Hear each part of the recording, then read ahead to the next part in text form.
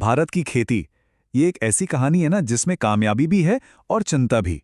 तो आज हम जरा गहराई से समझेंगे उन केमिकल्स को जिन्होंने हमारी पैदावार तो बढ़ाई, पर साथ ही हमारे पर्यावरण और हमारी सेहत पर कई सवालिया निशान भी खड़े कर दिए हैं। और इस कहानी की शुरुआत होती है एक बहुत बड़े चौंकाने वाले आंकड़े से। पता है, नाइट्रोजन फर्टिलाइजर के इस्तेमाल में भारत दुनिया में दूसरे नंबर पे है। जी हाँ, दूसरे नंबर पे। बस यही आंकड़ा पूरी कहानी की नींव रखता है। तो आज हम कहां से शुरू करेंगे? सबसे पहले बात होगी देश का पेट भरने की चुनौती की। फिर हम फर्टिलाइजर्स और पेस्टिसाइड्स के दोनों पहलुओं को, मतलब अच्छे और बुरे दोनों को समझेंगे। और आखिर में हम देखेंगे कि क्या कोई बेहतर, सुरक्षित रास्ता है। तो ये सब शुरू कैसे हुआ? देखिए, शुरुआत एक बहुत ही अच्छे मकसद से हुई थी।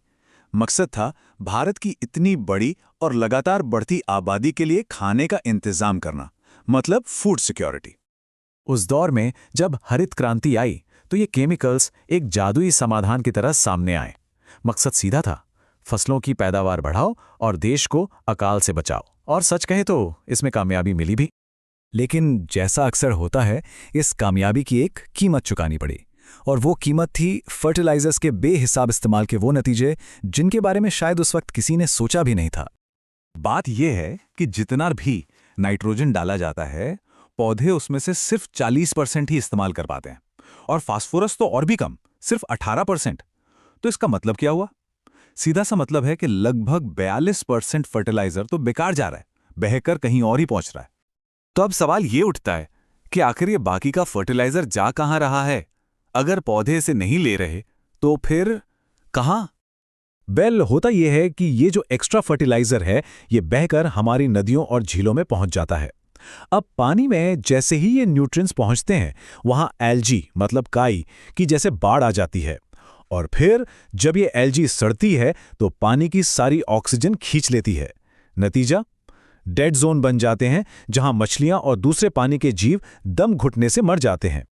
और ये खतरा सिर्फ पानी के जीवों तक ही सीमित नहीं है। सोचिए, जब यही केमिकल्स धीरे धीरे हमारे पीने के पानी में घुल जाते हैं तो ये सीधे सीधे हम इंसानों की सेहत के लिए एक बहुत बड़ा खतरा बन जाते हैं। अच्छा, फर्टिलाइजर्स की बात तो हो गई। अब जरा पेस्टिसाइड्स यानी कीटनाशकों की तरफ चलते हैं। और यहां एक बड़ी ही दिलचस्प, बल्कि कह सकते हैं कि हैरान करने वाली पहेली है।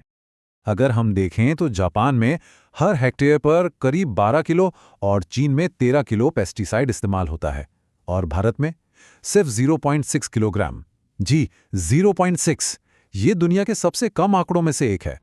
तो पहेली यही है, अगर हम हर हेक्टेयर पर इतना कम इस्तेमाल कर रहे हैं तो फिर ये कैसे हो सकता है कि कुल मिलाकर भारत दुनिया का तीसरा सबसे बड़ा पेस्टिसाइड कंज्यूमर है?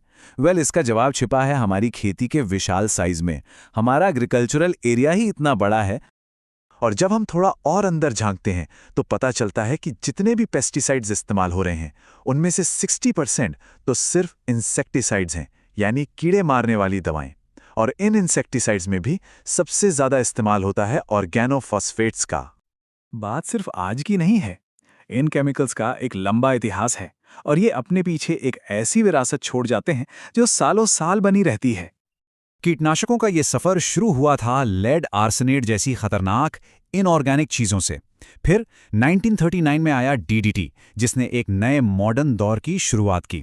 70 और 80 के दशक में ऑर्गेनोफॉस्फेट्स का जमाना आया, और आज हम सिंथेटिक पायरेथ्रोइड्स इस्तेमाल कर रहे हैं। और साथ ही इनसे जुड़ी चिंताएं भी बढ़ रही हैं। इन केमिकल से जुड़ी एक बहुत बड़ी प्रॉब्लम है बायोपर्सिस्टेंस। ये एक फैंसी शब्द है, लेकिन इसका मतलब सीधा सा है, कुछ केमिकल्स की वो क्षमता जिससे वो पर्यावरण में बहुत लंबे समय तक बिना टूटे ज्यों के त्यों बने रहते हैं। इसे ऐसे समझिए, एक होता है नॉन परसिस्टेंट पेस्टिसाइड, जैसे 2.4D, जो कुछ ही हफ्तों में मिट्टी से खत्म हो जाता है। और दूसरी तरफ है डीडीटी जैसा परसिस्टेंट पेस्टिसाइड, जो मिट्टी में 15 साल या उससे भी ज्यादा वक्त तक रह सकता है। सोचिए, 15 साल मतलब वो लगातार अपना असर छोड़ता रहता है। तो सवाल यह है कि क्या इस केमिकल के चक्रव्यूह से निकलने का कोई रास्ता है? अच्छी खबर यह है कि एक उम्मीद की किरण जरूर है। चलिए अब एक बेहतर समाधान की बात करते हैं। और ये समाधान है बायोपेस्टिसाइड्स। ये क्या है? ये दरअसल कुदरती चीज़ों जैसे पौधों, बैक्टीरिया या कुछ खास मिनरल से बने पेस्ट कंट्रोल एजेंट्स हैं। यानी ये प्रकृति से ही आते हैं और केमिकल पेस्टिसाइड्स जैसा नुकसान नहीं पहुंचाते। फर्क देखिए, केमिकल पेस्टिसाइड्स अच्छे बुरे सब कीड़ों को मार देते हैं, जबकि बायोपेस्टिसाइड्स सिर्फ टारगेटेड कीड़ों पर ही असर करते हैं। कीड़े अक्सर केमिकल्स के खिलाफ रेजिस्टेंस बना लेते हैं, पर बायोपेस्टिसाइड्स के मामले में ऐसा बहुत कम होता है। और सबसे बड़ी बात, बायोपेस्टिसाइड्स मिट्टी या पानी में कोई जहरीला अवशेष नहीं छोड़ते। तो कुल मिलाकर फायदे ही फायदे हैं। ये इको फ्रेंडली हैं, बायोडिग्रेडेबल हैं, फायदेमंद, कीड़ों को कोई नुकसान नहीं पहुंचाते, खाने पर कोई जहर नहीं छोड़ते, इंसानों और जानवरों के लिए भी सेफ हैं, और ये सस्टेनेबल यानी टिकाऊ खेती का रास्ता खोलते हैं। जैसा कि हमारे सोज में भी कहा गया है, इन्हें पारिस्थितिक मित्र यानी इकोलॉजिकल फ्रेंड्स कहा जाता है। ये वाकई में प्रकृति के दोस्त हैं जो हमें सिखाते हैं कि प्रकृति के खिलाफ नहीं बल्कि उसके साथ मिलकर कैसे काम किया जा सकता है। तो आखिर में हम इस एक बड़े सवाल पर आके रुकते हैं। भारत को 1 अरब से ज्यादा लोगों का पेट भरना है। ये एक बहुत बड़ी जिम्मेदारी है। पर सवाल ये है कि क्या हम आगे का रास्ता ऐसा बना सकते हैं जो हमारी पैदावार भी बढ़ाए और साथ ही हमारी जमीन, हमारे पानी और हमारे आने वाले कल की हिफाजत भी करे? ये सवाल हम सबके सोचने के लिए है।